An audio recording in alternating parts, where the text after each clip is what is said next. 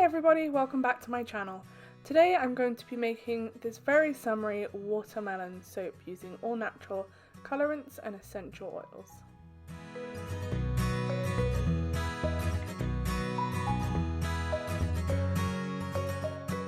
So I'm starting out with 1/4 of my batch size to do my base layer, and I have my melted hard oils and my soft oils in my jug and my lye water solution in my stainless steel cup, and they're both at around 100 degrees. So I'm going to go ahead and add my lye water solution into my oils and scrape out that container, and then I'm going to bring my oils to emulsification using my spatula.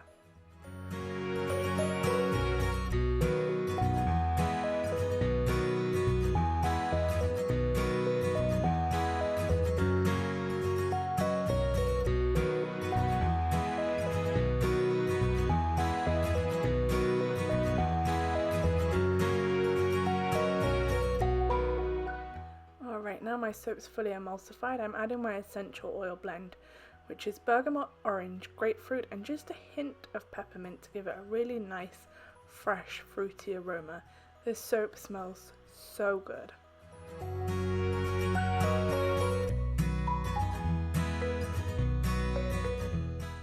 Now I'm adding some spirulina into this soap to give it a nice green colour, and I'm anchoring that with some alfalfa.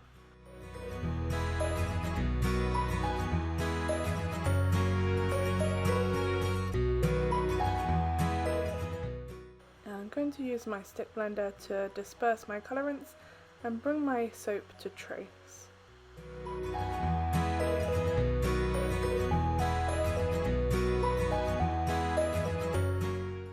Alright, my soap has reached trace, so I'm pouring off about a cup of this green into a separate container, and I'm going to add some zinc oxide to lighten the small part of my batter. And I'm dispersing that zinc oxide with my stick blender and bringing my soap to a medium to thick trace.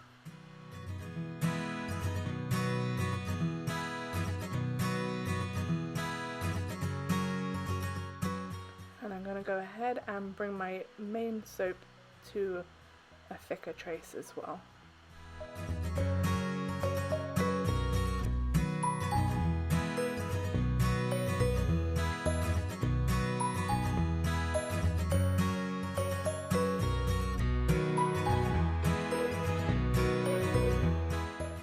I'm adding the lighter green into the darker green in a swirled pattern, and this will just create an in the pot swirl, which will give some nice texture and differentiation between those two greens to represent the watermelon rind.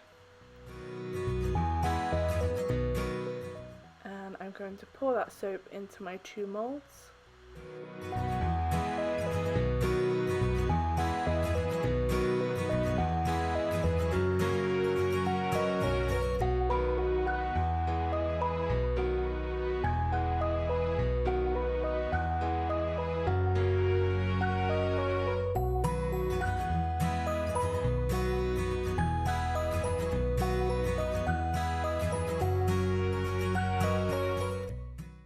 As always, I'm scraping out my container really well.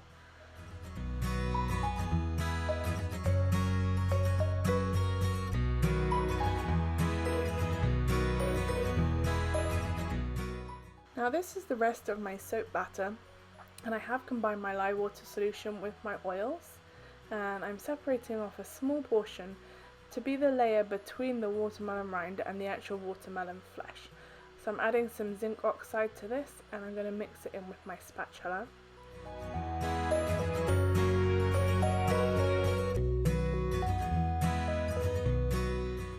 And I'm going to add some rose clay to the rest of my soap batter. And just a little bit of paprika to just add some depth to that pink colour. And I'm going to add a few tablespoons of poppy seeds to represent the watermelon seeds, and add some nice exfoliation to this soap. I'm going to disperse that zinc oxide in my small container with my stick blender and bring this to a medium to thick trace.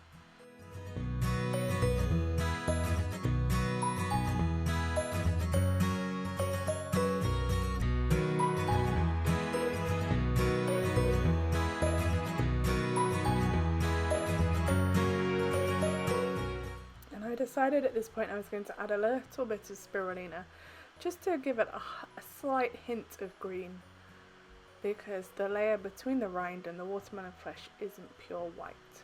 So I'm going to mix that in with my stick blender shaft, and then I'm going to stick blend.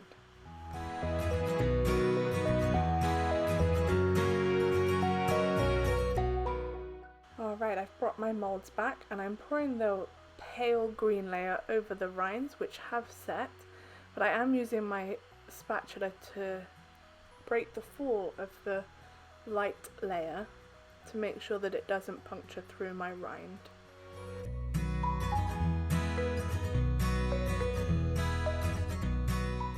And I'm going to carry on with this until all of the pale green has dispersed. Now this soap is the first of my June soaps, and it's perfect for the 1st of July release. It's going to complement my 4th of July soaps really nicely.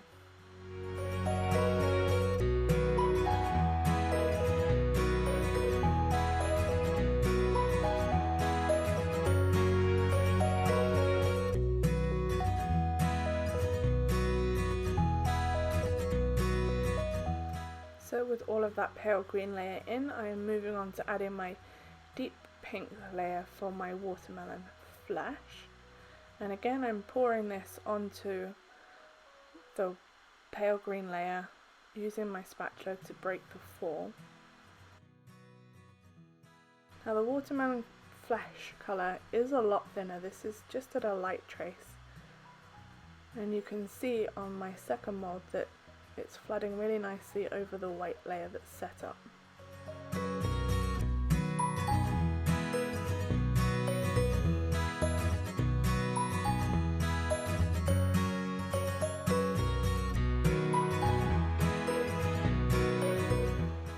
And I'm going to go ahead and pour the rest of the watermelon colour in until my moulds are full.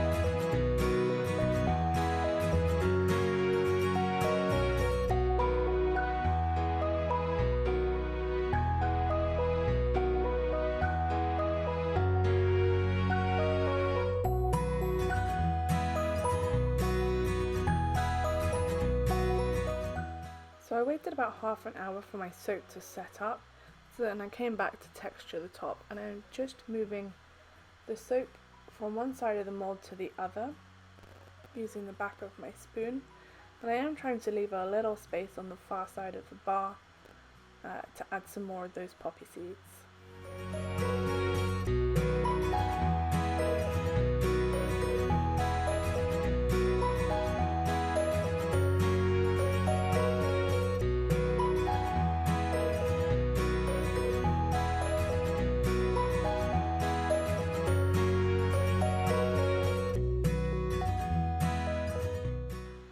I wasn't happy with how much texture this gave my soap, so I waited another half an hour and I came back and made the texture on the top of my soap again, which gave it a lot more definition.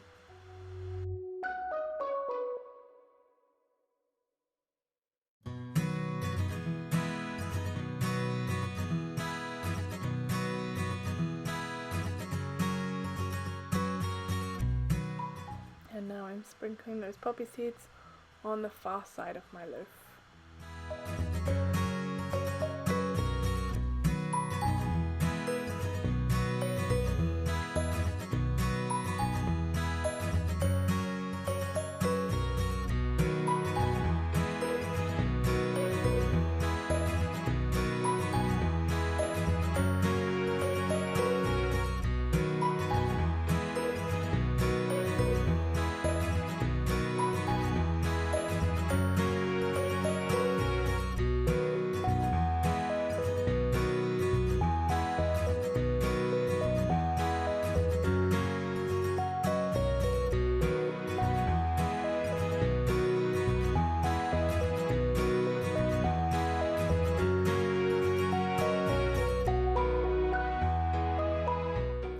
So I waited about 15 hours till the next day to come back and unmold my soap, and this is what it looks like.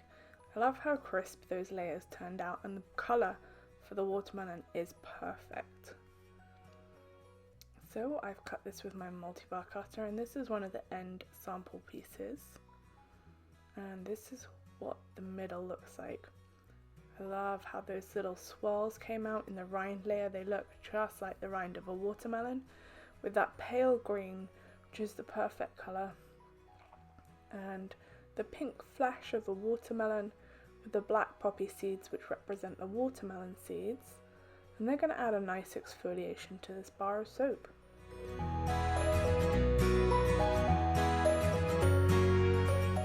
Thank you all very much for watching this video. If you enjoyed it, please give it a thumbs up.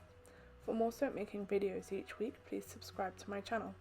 If you have any questions or comments, please leave them in the comment section below.